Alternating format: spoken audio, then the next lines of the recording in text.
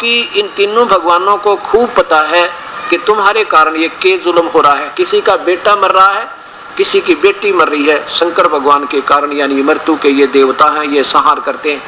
और रजोगुण से हम एक दूसरे में विषय वासना, ये ब्रह्मा का गुण जबरदस्ती संतान उत्पत्ति करवाता है, और भगवान विष्णु का गुण हमें एक दूसरे में मोह ममता रखता है, ताकि ये एक दूसरे के साथ जुड़े रहें और मृत्यु बेशक कल न जाएं, ताकि इनका यहाँ से हृदय न हटे।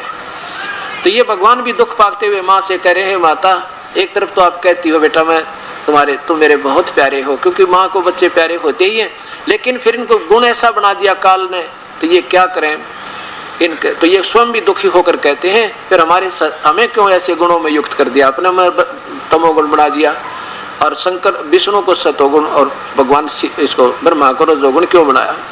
अब ये सिद्ध हो गया कि रजगुण ब्रह्मा, सतगुण विष्णु, तमगुण शिव जी। अब इस पवित्र, और ये तीनों नासवान हैं। दुर्गा किसे कहते हैं? प्रकृति को दुर्गा भी कहते हैं। दुर्गा को प्रकृति नाम भी दिया है, 4 बार आपको दिखा। शिव महापुराण, पवित्र श्री शिव महापुराण, पवित्र श्री दुर्गा पुराण में आपके सामने स्पष्ट हुआ। अब ब्रह्मा विष्णु महेश की उत्पत्ति दुर्गा और काल से। ब्रह्म, ये गीता ब्रह्म बोल रहा, जैसे सुबह आपके को सत्संग सुनाया था, प्रमाण दिया था कि भगवान श्री कृष्ण ने गीता नहीं बोला, ये काल ने, ब्रह्म ने बोला। और ये अध्याय नंबर 14 का 3, 4, 5 ये स्पष्ट करता है कि दुर्गा तो सबकी माँ है और काल सबका पिता है। ये पवित्र शास्त्र श्रीमद् भगवत गीता जी, गीता प्रेस गोरखपुर से प्रकाशित है। अध्याय नंबर 14 का ये श्लोक नंबर इधर देखिएगा, 3, 4, 5। अब ये काल बोल रहा है, ब्रह्म कह रहा है कि मेरी, ये अर्जुन मेरी महत ब्रह्म रूप यानी मूल प्रकृति तो सभी प्राणियों की, भूतों की योनि है, अर्थात गर्भाधान स्थान है, और मैं उस योनि में चेतन समुदाय गर्भ को स्थापन करता हूँ। उसके संयोग से सब प्राणियों की उत्पत्ति होती है। आगे देखिए 4 में, हे अर्जुन, नाना प्रकार की सब योनियों में जितनी मूर्तियां अर्थात शरीरधारी प्राणी हैं उत्पन्न होते हैं, प्रकृति ये दुर्गा तो उन सब की गर्भ धारण करने वाली माँ है, और मैं बीज स्थापन करने वाला पिता हूँ। ये काल बोल रहा है कि दुर्गा तो सबकी माँ है और मैं सबका पिता हूँ। आगे देख 5वें में, इस प्रकार हे अर्जुन, सतगुण विष्णु, रजगुण ब्रह्मा, तमगुण शिव जी, ये तीनों प्रकृति संभुगा प्रकृति से उत्पन्न हुए हैं, दुर्गा से। ये गुण, ये तीनों भगवान अविनाशी जीव आत्मा को शरीर में बांधते हैं कर्मों के आधार पर, और यही कर्म दंड में बांधे रखते हैं। ये तीनों भगवान भी इसको फंसाए रखते हैं। सिद्ध हो गया कि ब्रह्मा विष्णु महेश की उत्पत्ति दुर्गा और ब्रह्म यानी काल तय। और ये अभी तक इनके बारे में माता पिता भी नहीं बता पाए। ये भगवान शिव की महिमा गाने वाले, भगवान विष्णु की महिमा गाने वाले। बताओ जिन शिक्षकों को अपने सिलेबस की पुस्तकों में क्या लिखा है, ये आप ज्ञान नहीं तो स्टूडेंट को, विद्यार्थियों को क्या पढ़ाया होगा, ये आप सोचना होगा आपने। और जो आउट ऑफ सिलेबस यानी दंत कथा, वो नावल पढ़ा दिए, कॉमिक्स पढ़ा दिया अपने तय, हम उन पर आधारित हो गए, क्योंकि गुरुओं की बातों पर विश्वास करना विद्यार्थी का स्वाभाविक फर्ज बने। तो हमारे पूर्वज भोले भाले थे, उन्होंने जो बताया हम उन्होंने स्वीकार कर लिया। अब भी हमारा स्वभाव यही है कि संत ठीक ही बताया करते हैं, लेकिन संत होगा तो ठीक बताओगा, असंत ठीक नहीं बता सकते, क्योंकि उनको स्वयं ज्ञान नहीं, इसलिए वो असंत जिन शास्त्रों का ज्ञान नहीं। अब देखिएगा 7वें अध्याय का, अब ये जो मैं प्रारंभ करना चाह रहा था ताकि आपके आत्मा में उथल पुथल ना होए, इसलिए ये इतनी भूमिका बनाकर ये 4 श्लोक समझाना चाहूंगा गीता जी के, जब आपके समझ में आओगी। 7वें अध्याय का 12, 13, 14 और 15 श्लोक में कितना रहस्य छुपा रखा है ब्रह्म ने, कमाल। क्योंकि गीता जैसा शास्त्र ब्रह्म तक की साधना का और पूर्ण ब्रह्म के ज्ञान का, ज्ञान तो इसमें पूर्ण ब्रह्म का भी है, 1 नंबर का शास्त्र है सारे संसार में। और ये वो शास्त्र है, ये उस समय रचा गया था, ना कोई हिंदू था, ना मुसलमान, सिख, ना ईसाई। ये केवल मानव मात्र के कल्याण के लिए कलयुग में एक संक्षिप्त ज्ञान दिया था।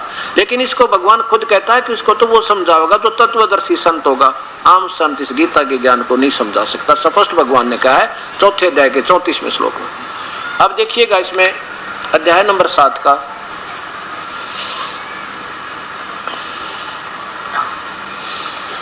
इधर देखिए, ये 12वां श्लोक है।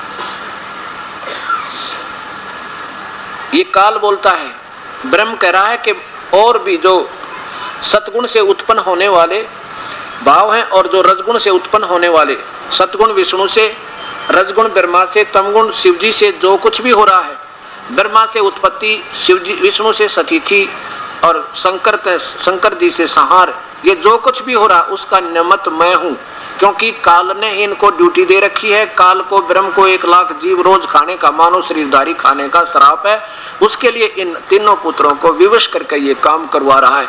अब यहाँ कहता है कि और भी जो सतगुण से उत्पन्न होने वाले, यानी हमारे अंदर सतिथि जो बनी हुई है ये विष्णु जी के गुण, सतोगुण के कारण, विष्णु के कारण, और भी जो रजोगुण से हम संतान उत्पत्ति करते हैं और संसारिक सुख की कामना करते करते मर जाते हैं, डटा नहीं जाता, ये भगवान इस ब्रह्मा के गुण के कारण, ब्रह्मा जी के।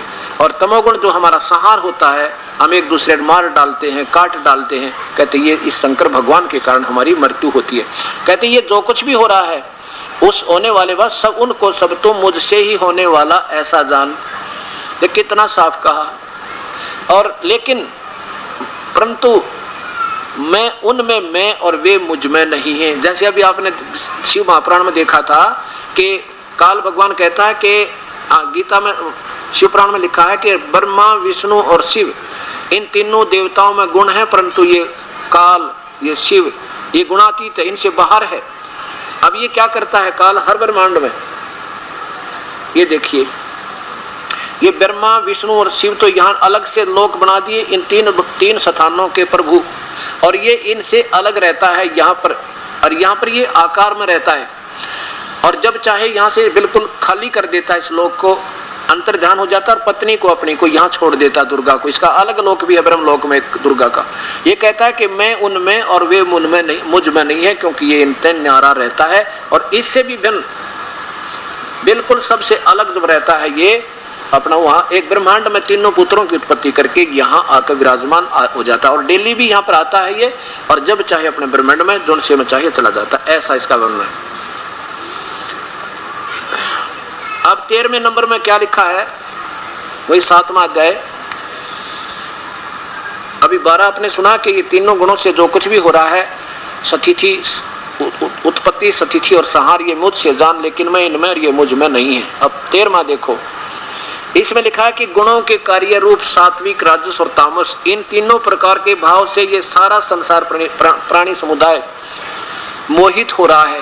यानी इन्हीं से मिलने वाली राहत, इन्हीं के द्वारा जो प्रभाव आपके ऊपर, इन्हीं से मिलने वाली राहत, इन्हीं से प्राप्त सुखों पर आधारित है, और जन्म और मृत्यु में शीघ्र चला जाता है। इन तीनों गुणों से परे मुझ अविनाशी को नहीं जानता। ब्रह्म कहता है कि नादान प्राणी मेरी पूजा भी ना करते, ये तो इन तीनों गुणों तक फंसे बैठे हैं, जो कि बिल्कुल बेकार पूजा है। देखिए आगे, अब 14 और 15 में निचोड़ कर दिया, साथ दे दिया सारा। क्योंकि यह अलौकिक अर्थात अति अद्भुत त्रिगुणमयी मेरी माया, तीनों भगवानों ब्रह्मा, विष्णु, महेश के द्वारा रचा गया जाल बहुत ही भयंकर है, दुस्तर है, बड़ा खतरनाक है। और जो साधक पुरुष मुझको ही निरंतर भजते हैं, मेरी पूजा करते हैं, वो इनसे ऊपर उठ जाते हैं। जैसे मुख्यमंत्री कहे कि इन मंत्रियों से ज्यादा मैं लाभ दूंगा, तो मेरी शरण में आ जाओ। इन मंत्री तो तुम्हें केवल एक विभाग का लाभ देगा, वो भी पूरा नहीं दे सकता, और मैंने इनको कुछ थोड़ी मोटी शक्ति दे रखी है जिससे वो तुम्हें लाभ दे रहे हैं, लेकिन मेरे पास आओ, इनसे अच्छा तो मैं दूंगा। और फिर कहता है मेरी भी पूरी राहत नहीं है, वो प्रधानमंत्री कोई और है। इस पूरे 7 श्लोकों में ये वर्णन समझिए। अब क्या कहता है कि इनसे अच्छी तो मैं राहत दूंगा तीनों गुणों से, ब्रह्मा, विष्णु, महेश से, तो मेरी पूजा भी ना करते नादान। अब देखो तोड़ कर दिया इसमें 15वें श्लोक में, 7वें अध्याय के 15वें श्लोक में, इस माया के द्वारा तीनों गुणों से मिलने वाले लाभ और इनके द्वारा फैलाए गए इस जाल के द्वारा जिनका ज्ञान हरा जा चुका है, इन्हीं तक साधना पूजा में उलझे पड़े हैं। वो राक्षस स्वभाव को धारण किए हुए राक्षस स्वभाव को, असुर स्वभाव को धारण किए हुए मनुष्यों में नीच और तेरा गजब हो ये परमात्मा। ब्रह्मा, विष्णु, महेश तीनों गुणों की पूजा करने वालों को खुद गीता में क्या संज्ञा दी जा रही है आप देखियो। और ये हमारे से पूजा उन गुरुओं ने करवाई, हमारे बड़े बड़े प्यारी आत्मा माता पिता को ऐसे उलझा रखा। क्या लिखा है कि इस तीनों गुणों के द्वारा जिनका, माया के द्वारा जिनका ज्ञान हरा जा चुका है, आसुर स्वभाव को धारण किए हुए मनुष्यों में नीच, दूषित कर्म करने वाले, दुष्कृत्य न, यानी भक्ति मार्ग के ये बुरे कर्म है, ब्रह्मा विष्णु महेश तक की पूजा करना और देवताओं के नीचे की तो कहना है कि बहुत खतर खराब है। मूर्ख लोग और मुझे नहीं बजते, यानी मेरी पूजा नहीं करते। पूजा का जिक्र चल रहा है। तीनों गुणों की पूजा में जो अक्षणिक सुख, थोड़ी सी देर नरक स्वर्ग और यहाँ संसारिक सुख में ये चक्कर काटते रहते हैं, तो ब्रह्म साधना से 1000 गुना ज्यादा लाभ है ब्रह्मा विष्णु महेश की पूजा से, 1000 गुना। लेकिन ये भी पूर्ण ठीक नहीं है। स्वयं ये स्वीकार करता है काल मेरी भक्ति भी अनुत्तम घटिया है। अभी दिखाऊंगा 7वें अध्याय में ही।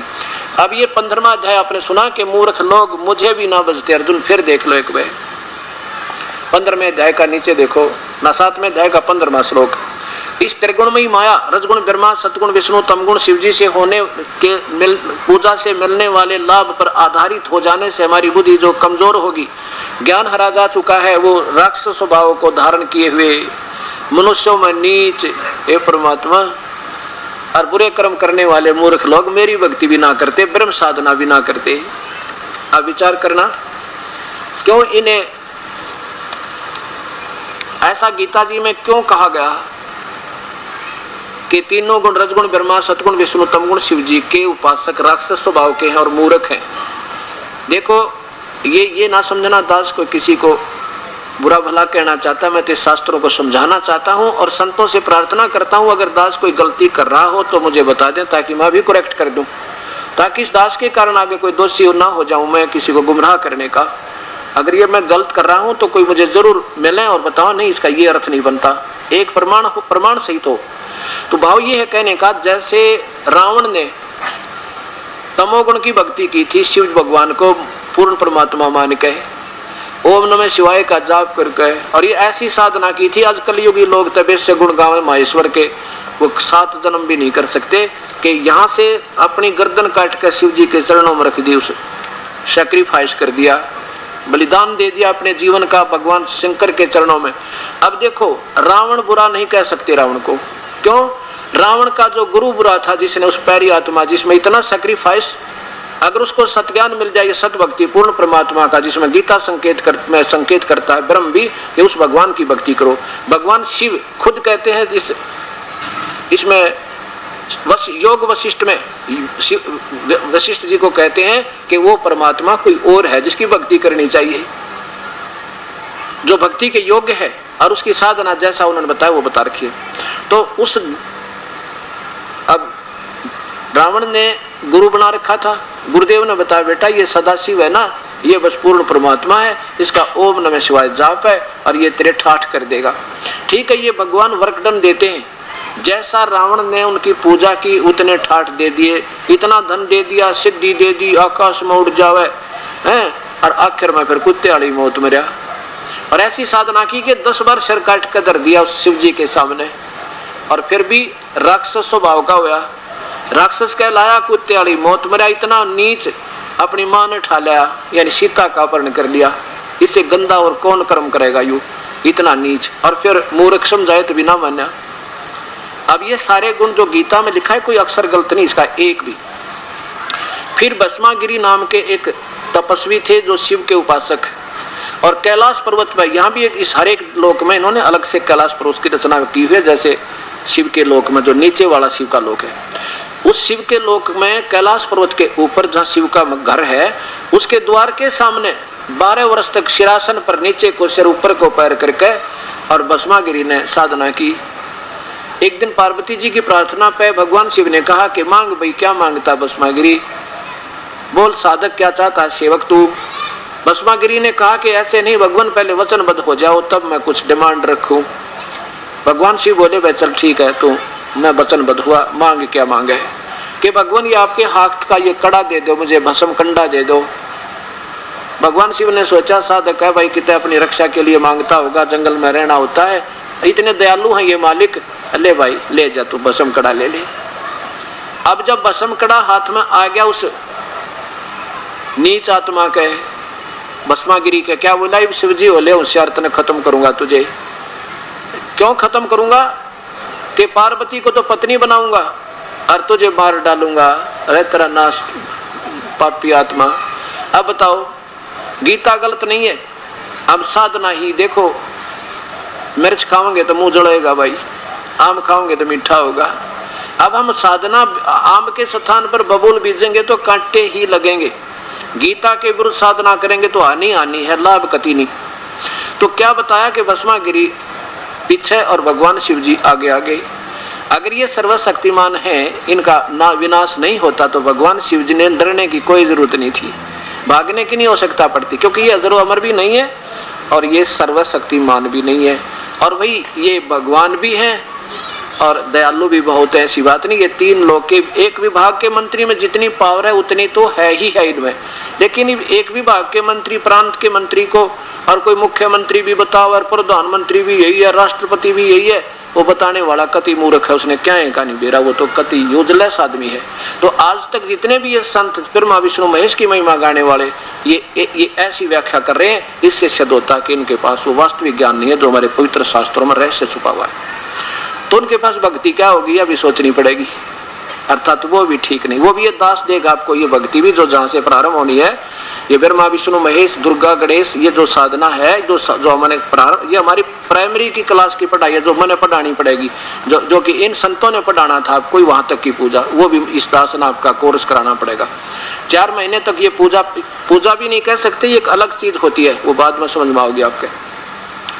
अब जैसे 15वें अध्याय के गीता जी के 15वें अध्याय में लिखा है, हाँ ये थोड़ा सा प्रकरण, जैसे ब्रह्मा जी ने ना इसने हिरण्यकशिपु ने ब्रह्मा जी की रजोगुण की साधना की थी और जिसके कारण उसको सिद्धियां आ गई और मांग लिया भगवान तो सुबह मरू ना शाम मरू, रात मरू ना दिन मरू, 12 चारों ऋतु में नहीं मरू, 12 मास में नहीं मरू, आकाश पृथ्वी पर कहीं नहीं मरू।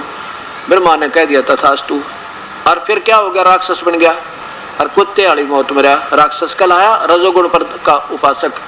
और फिर सतोगुण के उपासक विश्वामित्र ने अपने ही साथी वशिष्ठ मुनि के 100 बेटियां की, मासूम बालका की कसाई की तरह हत्या कर दी, वो मार डाले। और उदाहरण देता हूं, जैसे एक बार का प्रमाण है, हरिद्वार में हर पैड़ी के ऊपर पर कुंभ का मेला लगा, आज से 350 वर्ष पहले की, लगभग 350 वर्ष पहले की बात है। जब ये कुंभ का पर्व कहीं लगता, वैसे कुंभ के पर्व का शास्त्र विरुद्ध होने से बिल्कुल यूजलेस है। गीता में प्रमाण जिस पूजा का नहीं है वो शास्त्र विरुद्ध है, और शास्त्र विरुद्ध पूजा ना कोई परम गति हो, ना सिद्धि हो, ना उनको कोई सुख हो। ये 16वां अध्याय का, और आप देखिएगा, फिर देखिए, क्योंकि बच्चा पढ़ता है ना किताबों को, वो निष्कर्ष नहीं निकाल सकता, और टीचरों का फर्ज होता है उस बच्चे को निष्कर्ष निकाल कर दे दे ताकि फिर तुरंत समझा। इसलिए तो अध्यापकों की आवश्यकता पड़ती है, इसी पर लिए तो गुरुओं की आवश्यकता पड़ी थी संत मार्ग में, लेकिन गुरुओं ने अपना बेरा इसमें लिख के रखा है। तो वो बताओ क्या टीचर, 16वें अध्याय का, अध्याय नंबर 16 का ये 23वां श्लोक देखो। जो पुरुष यानी जो साधक शास्त्र विधि को त्याग कर अपनी इच्छा से मनमाना आचरण करता है, वह न तो सिद्धि को न सिद्धि को प्राप्त होता है, न परम गति को, और न सुख को। और इन 3 चीजों के लिए भक्ति करते हैं, ये तीनों हो नहीं सकती। तो गीता जी में जो लिखा है इससे अलग जो साधना करें, आगे देखो, क्योंकि गीता जी चारों वेदों का सार है, और गीता जी तो बोली जा रही है और वेदों की तरफ संकेत है। वेदों में केवल ओम नाम से भक्ति प्रारंभ होती है और कोई मंत्र नहीं है, सब मनमुखी मंत्र हैं। मनमुखी उपवास वगैरह, मंदिर में जाना, मस्जिदों में जाना, तीर्थों पे जाना, ये कुंभ के मेले का पर्व मनाना, ये गीता विरुद्ध, वेदों विरुद्ध है, होने से शास्त्र विरुद्ध है। इससे तेरे लिए कर्तव्य और अकर्तव्य की व्यवस्था में जो भक्ति के कर्म करने हैं और नहीं करने हैं, उनमें केवल शास्त्र ही प्रमाण है, और कोई किसी की दंत कथा से मत फंस जाना। ऐसा जानकर तू शास्त्र विधि से नियत कर्म करने योग्य है, अर्थात शास्त्र में वर्णित जो साधन है उनके अनुसार साधना करना, नहीं तो यूजलेस है। तो ये कुंभ का पर्व जो है ये वैसे गीता विरुद्ध होने से, शास्त्र के विरुद्ध होने से यूजलेस है, फिर भी अपने लोक वेद के आधार पर ये भोली आत्मा, इन्हें तो भगवान चाहिए, कोई कितना बता दे भाग्या जागा। तो क्या हो गया कि वहां हर की पैड़ियों पर कुंभ के मेले का एक पर्व भी लगने का संयोग बता दिया किसी ने। ये प्यारी आत्मा, आम साधक भी, और ये तीनों गुणों के उपासक, जैसे ये नाथ औगड़, ये नाथ नागा कनपाड़े, और ये गिरी पुरी, ये सारे शिव जी के तमोगुण के उपासक हैं, और वैष्णु ये शिव जी विष्णु जी के उपासक हैं। और ये सभी जाकर के अपने अपने खेमों में, अपने अपने समूह में जाके एकत्रित हो गए ग्रुप में। और जब आया स्नान करने का समय, सुबह सुबह चल पड़े स्नान के लिए। सबसे पहले ये नागा महात्मा पहुंच गए जो कति नंगे रहते हैं, और हर की पैड़ियां का ऊपर जाकर खड़े हो गए। और पीछे से वो दूसरे ग्रुप आ रहे हैं, कहीं से पुरी आ रहे हैं, कहीं से गिरी आ रहे हैं, कहीं से कनपाड़े नाथ आ रहे हैं, और कहीं से वैष्णु साधु आ रहे हैं। नागा कहने लगे कि कोई भी हमारे से पहले गंगा में स्नान नहीं करे, हम सबसे पहले स्नान करेंगे, हम सर्वश्रेष्ठ हैं, हम त्यागी और बैरागी हैं, हमें कोई इच्छा नहीं है, हम निइच्छा रहते हैं, और हम स्नान करने के बाद तुम बाद में इसमें स्नान कीजिएगा, खड़े हो जाओ वहीं पर। वैष्णु साधु विष्णु जी के उपासक कहने लगे हम सर्वश्रेष्ठ हैं, और तुम नागो नंगो किसने श्रेष्ठ बना दिए, तुम टट्टी के हाथ भी ना धोते, नहाना न धोना, शरड फरड, तुम किसने बना दिए श्रेष्ठ, हम सर्वश्रेष्ठ हैं, बाहर आओ, इससे दूर हो जाओ, हम पहले स्नान करेंगे। अब वो स्नान सनून तक गया कुएं में, और लट्ठम लट्ठा हो गए, मुक्का मुक्का। नो लिखा है कि 25,000 जिन हम संत कहा करते थे, आपस में पशुओं की तरह लड़के, बच्चा की तरह कट कर मर गए। वो परमात्मा का हर की पैड़ी बतावें, और वहां पर भगवान का वास बतावें, और भगवान की छाती पर ये जंग मचावें, तो ये बता काहे के संत वे। तो गीता गलत नहीं है, गीता एक नंबर का शास्त्र है, इसको समझने वाले गलत रहे। क्या बताते हैं कि तीर तुपक तलवार कटारी ये जमदड़ जोर बधावे हैं, और हर पैड़ी हर हेत नहीं जाना, वहां जा कर्द चलावे हैं। भगवान ने तो डर भी ना लग्या, परमात्मा में प्यार भी कोई ना कसाइया कहने का, वहां जा तेग चलावे हैं।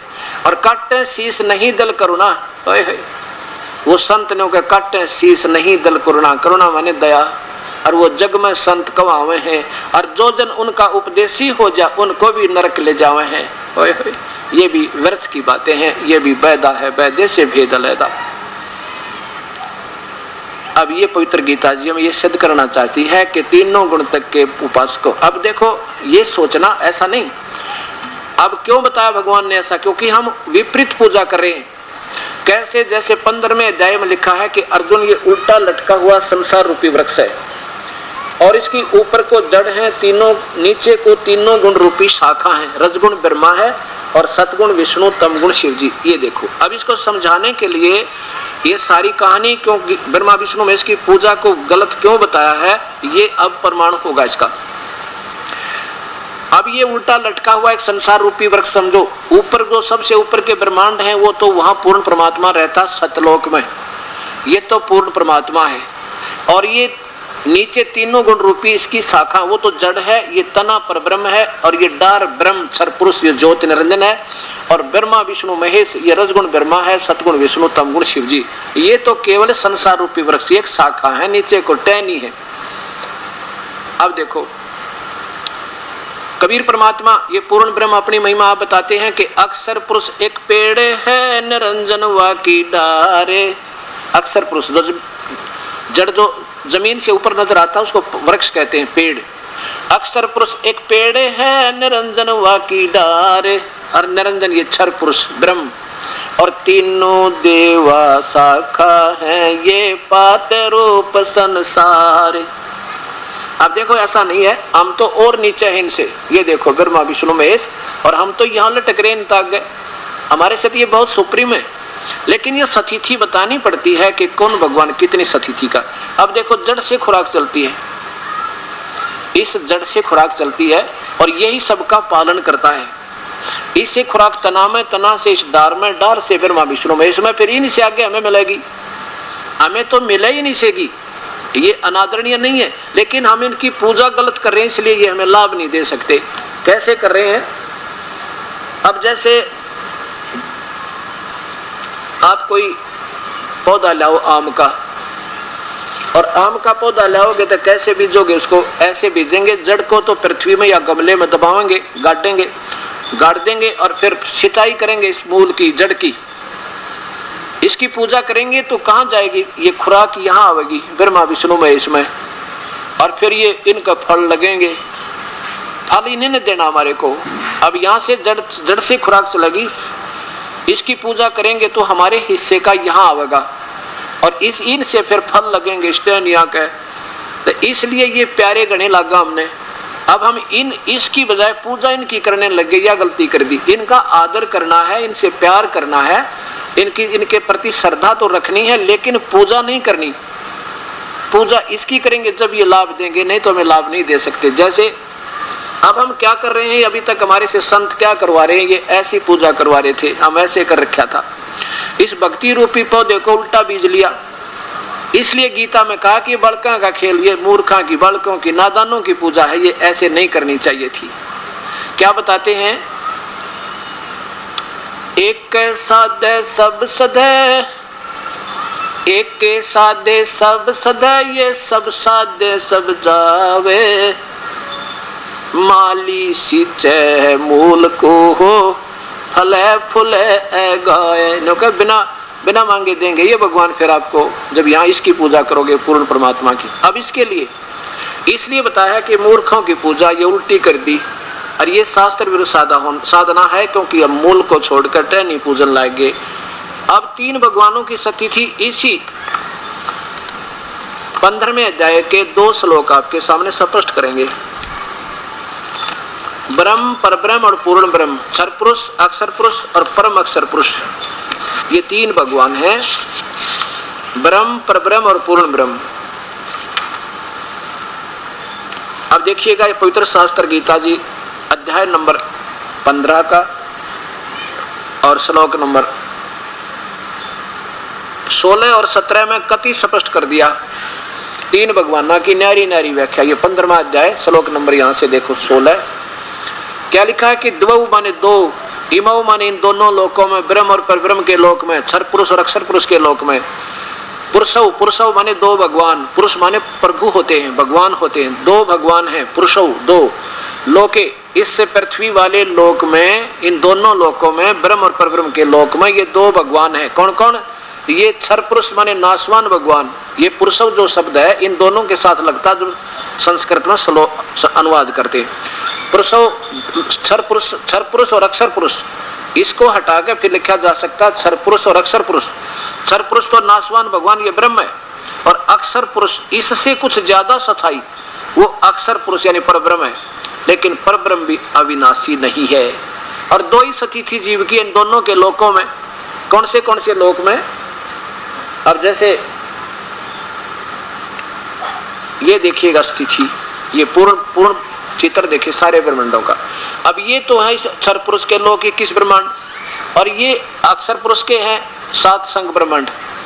इन दोनों के लोकों में जो प्राणियों की स्थिति है, इसमें तो ये भगवान भी, इसके उपासक भी, इसके अंतर्गत जितने प्राणी हैं, इसके साधक, ये तो नाशवान है शीघ्र ही। इनमें लिखा है कि इन दोनों में, लेकिन इनसे ज्यादा इस अक्षर पुरुष की ज्यादा स्थायी शरीर है, लेकिन इसका फिर भी विनाश है। इसलिए बताया है कि इन दोनों लोकों में जीवात्मा तो अविनाशी है, और स्थूल शरीर इन देवताओं के भी और इन प्राणियों के भी नाशवान है। लेकिन ये जो स्थान है सतलोक, यहाँ जाने के बाद ये भगवान भी अविनाशी, और यहाँ रहने वाली जीवात्मा भी सदा के लिए उनका शरीर अविनाशी हो जाता है। यहाँ जाने के बाद फिर मृत्यु नहीं होती। अब यहाँ देखो, और इसी प्रकार जीव 2 स्थिति जीव की है। क्षर तो ये नाशवान, तो ये स्थूल शरीर में, और अविनाशी ये अक्षर यानी अविनाशी जीवात्मा कही जाती है। ये देखो, इस संसार में नाशवान और अविनाशी भी ये 2 प्रकार के पुरुष हैं। यहाँ पुरुष लिख दिया इन्होंने, इनकी समझ तो बार बात होगी, पीछा छुटवा लिया, सीधा लिख दिया। यहाँ लिखना था 2 प्रकार के भगवान है, एक तो ये नाशवान भगवान ब्रह्म, और कुछ अविनाशी है परब्रह्म। जैसे एक तो चीनी का कप हो, मिट्टी का सफेद सफेद पड़ते फूटता है, और एक हो स्टील का, तो वो भी नाशवान है, लेकिन इस चीनी वाले की तुलना में ज्यादा स्थायी होने से उसको भी स्थायी धातु लिखा जाता है, माना जाता है। लेकिन वो भी वास्तव में अविनाशी नहीं, क्योंकि जंग लगेगा, स्टील को विनाश होगा एक दिन पर, समय घना लगेगा, इसलिए उसको भी स्थायी धातु कह दिया। लेकिन सोना है वो 3रे नंबर की धातु, जिसका कभी विनाश नहीं होता, वो परमात्मा कोई और है, ऐसा देखिए। और 2 प्रकार के भगवान हैं, और इसी प्रकार संपूर्ण प्राणियों के शरीर नाशवान और जीवात्मा अविनाशी कही जाती है। अब 17वें में कमाल कर दिया, क्या बताया, इन दोनों से भी ओए होए, ये देखो उत्तम पुरुष है, उत्तम भगवान तो अन्य, इन दोनों से भी कोई न्यारा है। ये देखो उत्तम पुरुष, इन्होंने पुरुष ही छोड़ दिया लिख के, क्योंकि इनकी बुद्धि से बार बात होगी, ये समझ नहीं सके। उत्तम भगवान वास्तव में पुरुषोत्तम। अब हम पुरुषोत्तम इस श्री कृष्ण को क्या करते, नहीं, वो पुरुषोत्तम तो स्वयं कह रहा, गीता बोलने वाला भगवान कोई और है।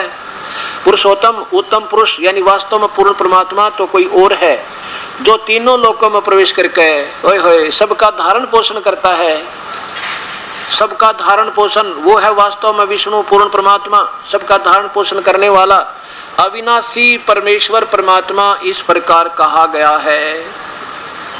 फिर देखो पूर्ण रूप से उत्तम पुरुष तो यानी उत्तम भगवान वास्तव परमात्मा तो कोई इन दोनों से भी न्यारा है, और वो तीनों लोकों में प्रवेश करके सबका धारण पोषण करता, वो है अविनाशी परमेश्वर परमात्मा कहा जाता है, वो परमात्मा है वो वास्तव में। ये पवित्र गीता जी ये सिद्ध करती है। अब देखो, अब यहां फिर आइए, अब इस यहां से खुराक चलती, ये है सबका, सब तीनों लोग, यहां भी इनकी इससे ही खुराक आती है। ये है सबका धारण पोषण करने वाला कुल मालिक, जड़ से खुराक चले पौधे पेड़ को और टहनियां और पत्तों तक जाती है। ये वो परमात्मा हमारा पूजा के योग्य है, इसकी पूजा करनी है। और यही देखिए गीता जी के 15वें अध्याय का 1, 2, 3, 4 श्लोक एक बार फिर सुनो, जिससे कति निर्णय हो जाएगा। ये परमात्मा इतना निर्मल ज्ञान गीता जी को ठीक ही श्रोधार्य बताया गया है, लेकिन इसको समझने वालों ने इसका अर्थ का अनर्थ कर दिया। अब देखो ये गीता जी का अध्याय नंबर 15 के 4 श्लोक और सुनो।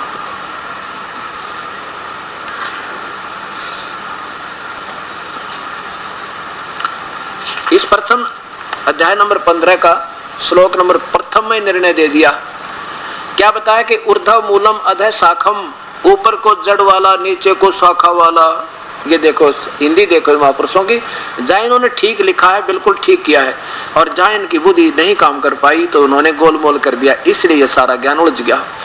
ये सही लिखा रहा, आदि पुरुष परमेश्वर मूल वाले, ओए होए, जिस उल्टे लटके हुए संसार रूपी वृक्ष की जड़ तो पूर्ण परमात्मा, आदि पुरुष पूर्ण परमात्मा, सबसे पहले वाला भगवान जिसने सारे ब्रह्मांड रचे, आदि परमेश्वर मूल वाले, उल्टे लटके हुए संसार रूपी वृक्ष में जो जड़ तो पूर्ण परमात्मा मूल वाले, और रज है तीनों गुण रूपी शाखा, रजगुण ब्रह्मा, सतगुण विष्णु, तमगुण शिव जी शाखा वाले, इस उल्टे लटके हुए संसार रूपी वृक्ष को अविनाशी कहते हैं।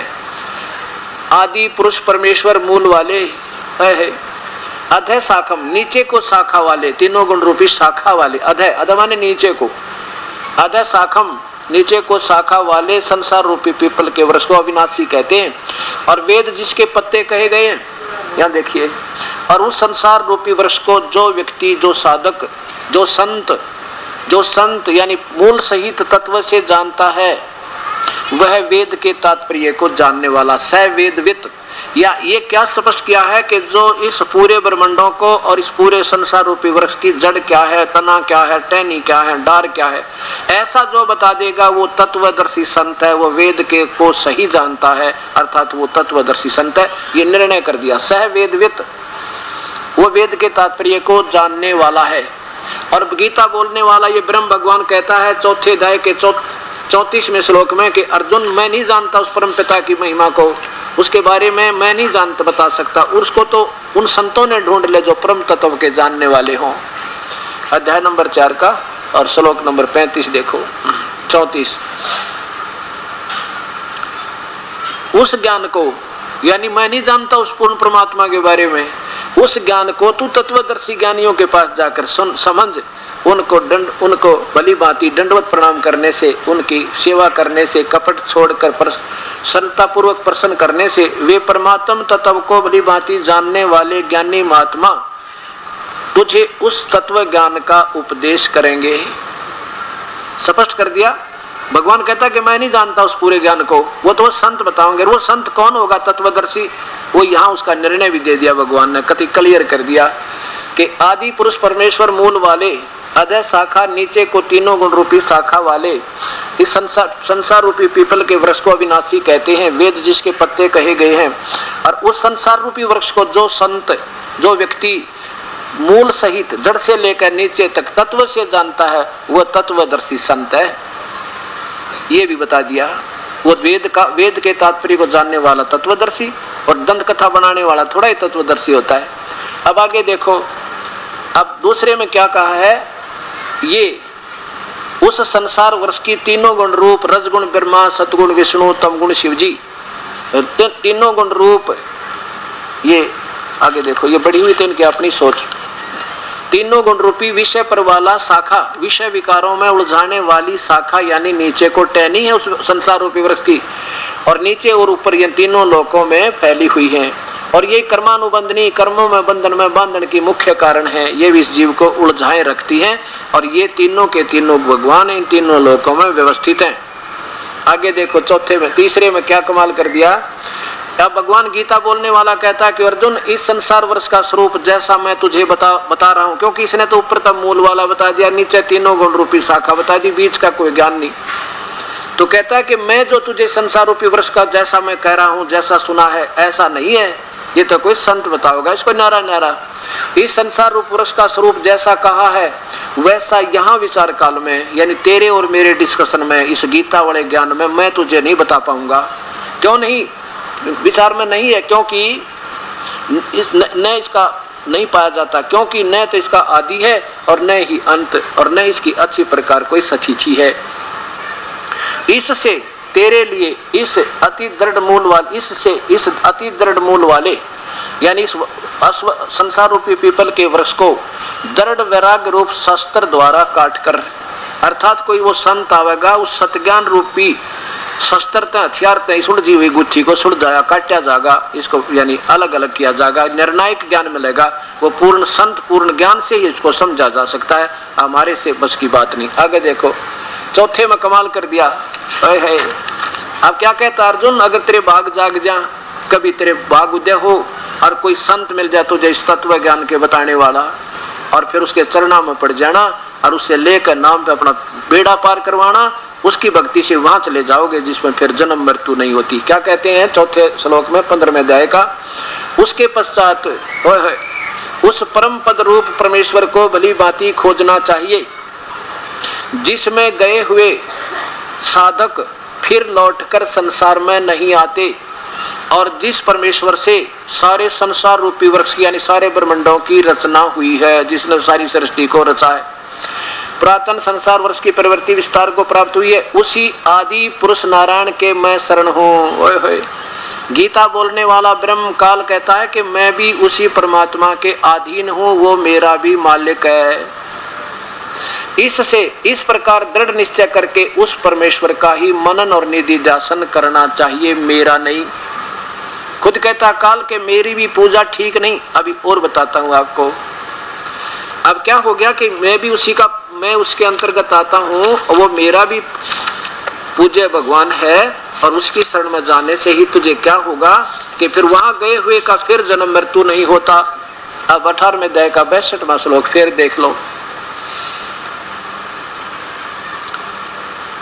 इसमें कहा कि हे भारत, सब प्रकार से उस परमात्मा की शरण में जा, उस परमेश्वर की कृपा से ही तो परम शांति को और सनातन परम धाम को प्राप्त होगा, यानी सतलोक चला जाएगा, जहां जाने के बाद फिर जन्म मृत्यु नहीं होती। ब्रह्म के भी नाशवान, ब्रह्म के उपासक भी नाशवान, और ब्रह्म के तीनों पुत्र ब्रह्मा विष्णु महेश स्वयं स्वीकार करते हैं देवी भागवत महापुराण में कि हमारा तो जन्म और मृत्यु होता है। और परब्रह्म भी नाशवान, ये भी वास्तव में अविनाशी नहीं, और उसके पुजारी भी नाशवान, और जन्म मृत्यु कर्म दंड कभी नहीं कटे। वो तो पूर्ण परमात्मा कोई और है, वो पूर्ण ब्रह्म है, और उसकी भक्ति वो पूर्ण संत बताएगा, और कोई नहीं बता सकता। अब ये निर्णय हुआ। ब्रह्म खुद कहता है कि मैं भी उसी की पूजा करता हूं, मेरा भी पूज्य देव वही है। अब 18वें अध्याय का 66वें श्लोक में, और बाकी आने वाले समय बताऊंगा। अब आगे चलते हैं कि 7वें अध्याय के 12 से लेकर 15 तक श्लोक में ये तो निर्णय दे दिया कि वे तीनों गुणों की पूजा कति मूर्ख करें, और फिर कहता है मेरी पूजा करने वाले भी 4 प्रकार के हैं, और वो सुकृतन, वो भक्ति के शुभ कर्म शुरू होते हैं, वहां से अच्छे कर्म भक्ति के वहां से प्रारंभ होते हैं। उनमें कौन कौन है? एक तो आरत अर्थार्थी और जिज्ञासु और ज्ञानी। आरत तो वो होते हैं जो अपना कष्ट निवारण के लिए वेदों के आधार पर साधना करते हैं, और अर्थार्थी वो होते हैं धन लाभ के लिए वेदों के अनुसार ब्रह्म से साधना प्रारंभ करते हैं, और जिज्ञासु वो होते हैं जो केवल ज्ञान संग्रह करते फिरते हैं, वेद गोठ लिए उसका ज्ञान सुना, उसका ज्ञान सुना, वेदों के जो ना मंत्र कंठस्थ याद कर लिए, फिर प्रभु पाक के दुनिया में विद्वान पाक के वो भक्ति नहीं कर सकते जो अपनी प्रभु था, केवल ये मौखिक व्याख्या सुना सुना कर, बढ़िया लतीफेदार कथा सुना सुना कर और धारावाहिक मंत्र बोल बोल कर दुनिया को प्रभावित करने वाले वो जिज्ञासु होते हैं, वो तो रिजेक्टेड है तीनों। उनमें से चौथे नंबर के ज्ञानी, ज्ञानी कौन है? जिनको ये पता लग गया कि ब्रह्मा विष्णु महेश की पूजा और उनसे नीचे की पूजा मूर्ख करें, और ये भी पता लग गया ब्रह्म और परब्रह्म की पूजा भी क्योंकि नाशवान है, कर्म दंड कटे नहीं, सदा सथाई नहीं, तो उस पूर्ण परमात्मा की भक्ति करें, पीछा छूटे। वेदों में क्या है कि महिमा तो गाई है पूर्ण परमात्मा की, वो परमात्मा पूर्ण ब्रह्म है, वो कबीर है, वो पाप कर्म काट देता है, कर्मों के बंधन से मुक्त कर देता है, सथाई सथान देता है, वो सतलोक में रहता है। लेकिन वेदों में क्या है? पूजा की विधि केवल ब्रह्म तक की है, क्योंकि अब जैसे 10वीं की सिलेबस की बुक किताबों में बीए का सिलेबस नहीं आ सकता, और जहां तक गीता में जो वेदों और गीता एक है, केवल ब्रह्म तक की साधना है, ओम नाम से प्रारंभ होती है और कोई मंत्र नहीं। ओम नाम से जो प्रारंभ होती है, ये तो लिखा है कि मेरा मुझ ब्रह्म का तो ओम नाम है अर्जुन, और कोई मंत्र नहीं, ये एक अक्षर है, वो मंत्र है। ऐसे ही वेदों में यजुर्वेद के 40वें अध्याय के 15वें श्लोक में लिखा है कि ओम कर्तुम समर और कलवे समर और कर्तु समर, ओम नाम का जाप है मेरा ब्रह्म का, इसको काम करते करते जाप कर, विशेष कसक के साथ जाप कर, और वही मनुष्य जीवन का प्रथम कर्तव्य समझकर भगवान भक्ति करो और ओम नाम का जाप करो, और कोई मंत्र नहीं। तो इन विद्वान पुरुषों ने, ज्ञानियों ने वेदों को पढ़ा, अपनी सोच से के समझ लिया कि ओम नाम लिखा बस इसमें, और ये पूर्ण ब्रह्म का होगा। ओम नाम को पूर्ण ब्रह्म का समझ के और हजारों वर्षों तक साधना की, अपना शरीर भी गाड़ दिया, समर्पण कर दिया, चाहे मर जाए पेशक परमात्मा पाना चाहिए। तो ये गीता बताती है 7वें अध्याय का 18वां श्लोक, ये ज्ञानी आत्मा है तो उद्धार अर्जुन। उदार माने जो समर्पण कर दे, जान भी दे दे भगवान के लिए, परवाह ना करे पर परमात्मा चाहिए। लेकिन ये बेचारी भोली आत्मा कहते हैं मेरी घटिया, मेरी ही घटिया पूजा में आश्रित रहेगी, इनको पूर्ण परमात्मा की साधना का बेरा ना पटा। कितना निर्णायक ज्ञान दिया, देखिएगा। अब 7वें अध्याय का 18वां श्लोक सुनाऊं, क्योंकि ये 3 तो बीच के आपको खूब पता है। ये परमात्मा, और ये गीता का अनुवाद करने वाले महापुरुष असमंजस में पड़ गए कि भगवान अपनी पूजा को घटिया क्यों बतावेगा, इसलिए इन्होंने अनुत्तम कारक सर्वश्रेष्ठ कर दिया। तरह बुलाओ, ये बिना ज्ञान के निवनरत कर दिया। 7वां अध्याय 18वां श्लोक, इधर देखो, ये 18वां श्लोक है। क्या लिखा है? उदारा सर्वे एवं एते ज्ञानी तू आत्मा एवं मे मतम। गीता बोलने वाला भगवान कहता है मेरे विचार में, मतम में मतम माने मेरे विचार में, ये ज्ञानी आत्मा विद्वान पुरुष जिन्हें पता लग गया कि एक भगवान की भक्ति करें और नहीं करनी मूर्खा का काम, और वो उन्होंने जैसा सोचा समर्पण कर दिया ओम नाम के जाप पे, ये ज्ञानी आत्मा है तो उद्धार माने शर भी दे दें। अब देखो संस्कृत सीधी समझ में आ जाएगी, कोई बड़ी बात नहीं। ये ज्ञान आत्मज्ञान होना चाहिए। अब क्या कहते हैं कि ये ज्ञानी आत्मा है तो मेरे विचार में ज्ञानी आत्मा है तो बड़ी सारी की सारी बड़ी उद्धार, लेकिन ये बेचारी आस्थित से ही वो, क्योंकि वो मेरी ही, वो आस्थित माने आश्रित रही युक्त आत्मा, भगवान को चाहने वाली आत्मा, माम अनुतमाम गति, माम एवं मेरी ही अनुत्तमा माने घटिया ते घटिया साधना में आश्रित रहेगी, उनको पूर्ण परमात्मा का ज्ञान ना हुआ, वो संत ना मिला तत्वदर्शी उनको। अब ये स्पष्ट आपके सामने क्या लिखा है कि वो मेरी, माम माने मुझ में, मेरे में ही मेरी अनुत्तमाम गति, मेरे द्वारा दी जाने वाली घटिया ते घटिया राहत में ही सीमित रहेगी, क्योंकि ये कहता मेरी भी मृत्यु तेरी भी मृत्यु अर्जुन, और कर्म दंड कटे नहीं, जन्म मृत्यु का दंड छूटे नहीं भाई। ये इसलिए ठीक है, इन और भगवानों से मेरी पूजा करने वाला 1000 युग तक महास्वर्ग में रह जाएगा, फिर भी जन्म मृत्यु है। इसलिए कहा कि मेरी ये अनुतमाम गति में मेरे तक ही सीमित रह गए, उनको पूर्ण परमात्मा का ज्ञान होया नहीं। अब देखो नीचे इन्होंने क्या लिखा है, अनुतमाम लिखना था घटिया तो घटिया, व्यर्थ से व्यर्थ, और इन्होंने अति उत्तम लिख दिया, सारा भावार्थ बदल दिया, कति क्योंकि ये डर गए इस बात है कि भगवान के बारे में कैसे लिख दें, अश्रेष्ठ है इनकी भक्ति। इन्होंने न्योना भी रहा था गीता कह के रही है। अब यहाँ बात बिगाड़ दी, अनुत्तमा माने अति उत्तम, तरह गजब है। और यहाँ देखो इसी 7वें अध्याय के 24वें श्लोक में यही लेखक क्या लिखता है, ये 24वें श्लोक में 7वें के में अनुत्तम माने अनुत्तम, यहाँ ठीक लिख दिया। दूसरे पृष्ठ पर इतने में बदल गए भाव को, यहाँ ठीक अनुत्तम माने घटिया, अनुत्तम ही लिख दिया। चलो ना समझ में आई तेनों का पीछा तो छुटवा गया, अनुत्तम लिख के फिर यहाँ नर्स क्यों कर दिया, या अनुत्तम माने घटिया तो घटिया। ये देखिए यह अनुत्तमा माने अति उत्तम कर दिया। एक नहीं, आज से 4-5 आगे दिखाऊंगा आपको। अब ये समझ में आएगी आपके धीरे धीरे सारी कहानी। जब ये देखिएगा श्रीमद् भगवत गीता, और ये उन महापुरुषों की है जिनका आज कति बोलबाला भारी है। संत श्री आसाराम जी आश्रम अहमदाबाद। अब देखो ये पुस्तक अपना मोल ले रखी है और पैसे लगा रखे हैं, और हर इंसान पढ़ रहा है। मैं सामूहिक पढ़ा दूं तो किसी का पेट में दर्द होना नहीं चाहिए, क्योंकि ये सब पढ़ रहे हैं। कोई बड़का क्या खेलते हैं कि लको कर छुपा कर रख लेंगे इनको, हम भी पढ़े और आप भी पढ़ो। अगर मैं कोई इनसे बाहर टिप्पणी गलत देता हूं तो मेरी मूर्खता है। ये दास तो न्यो का न्यो बतावा कि इन महापुरुषों ने के अनुवाद किया है और वास्तव में इसका क्या बने हैं। अब फिर मिलकर सेट कर देंगे गीता जी ने सब मिलकर एक, ताकि इस भगत समाज को दिशा तो एक मिल जानी चाहिए। ये परमित डंडा गिरे कित कित घूम रहे बेचारे को पहाड़ा पाजामे को। ये देखो ये मैं श्री आसाराम जी द्वारा इसका अनुवाद है।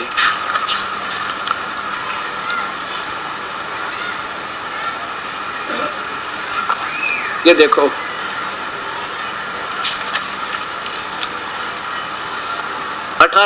7वां अध्याय श्लोक नंबर ये 18। ये वही है कि युक्त आत्मा माम एवं अनुत्तमाम गतिम। ये सभी उद्धार हैं, किंतु ज्ञानी तो साक्षात मेरा स्वरूप ही है, ऐसा मेरा मत है। क्योंकि यह मत मन बुद्धि वाला ज्ञानी आत्मा अति उत्तम अनुत्तम, ये देखो यहाँ था अनुत्तमाम है कति, और इसका अर्थ महर्षि जी करते हैं अति उत्तम, अति श्रेष्ठ, बहुत बढ़िया। लिखना था गलत, व्यर्थ। और फिर यहाँ देखो इसी में 24वें में नो की नो, ये भी माम अवम अनुत्तमम, यहाँ ठीक लिख दिया। बुद्धिहीन पुरुष मेरे अनुत्तम, या अनुत्तम लिख कर पीछा छुटवा लिया, आगे भी नहीं समझ आ सके कि अनुत्तम माना श्रेष्ठ लिख दूं। अब यहाँ अनुत्तम लिख रहे हैं और यहाँ अनुत्तम का अर्थ अति उत्तम कर रहे हैं। आप पे समझ में ये। अब देखिए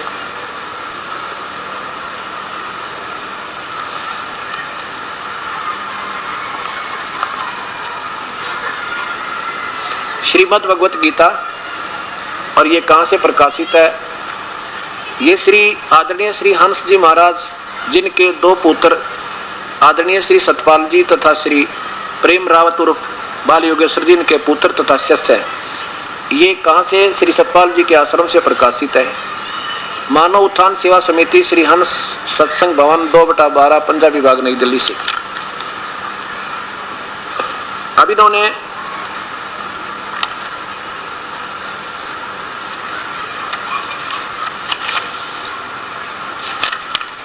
अपने इकट्ठे कर दिए 5-6 का।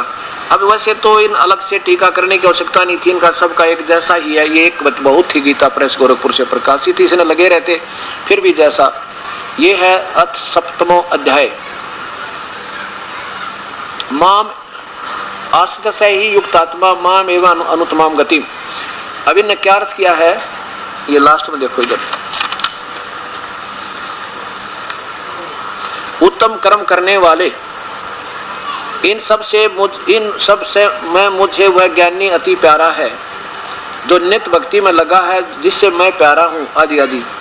और यद्यपि सभी उद्धार हैं, ज्ञानी सभी ज्ञानी है, परंतु जो ज्ञानी अंतरात्मा से लगा हुआ है वह मेरी शरण है, जिसकी मैं गति हूँ। अब इन्होंने उस अनुत्तम का अर्थ छोड़ दिया, या इन्होंने अनुत्तम का अर्थ ही नहीं किया। कोई ना श्रेष्ठ लिखा ना अश्रेष्ठ लिखा, गोल मोड़ करके ढेर सारे 4-5 श्लोक इकट्ठे करे और इकट्ठा कर दिया ठाक है, क्योंकि इनकी समझ बुद्धि दोबारा होगी बात या सारी। देखो कि कहीं भी कोई अश्रेष्ठ या अनुत्तम शब्द इन्होंने नहीं लिखा। अत्यंत प्यारा है जो बहुत जन्म के अंत वाला, ये तो 19वें श्लोक का श्लोक हो गया, अर्थ हो गया।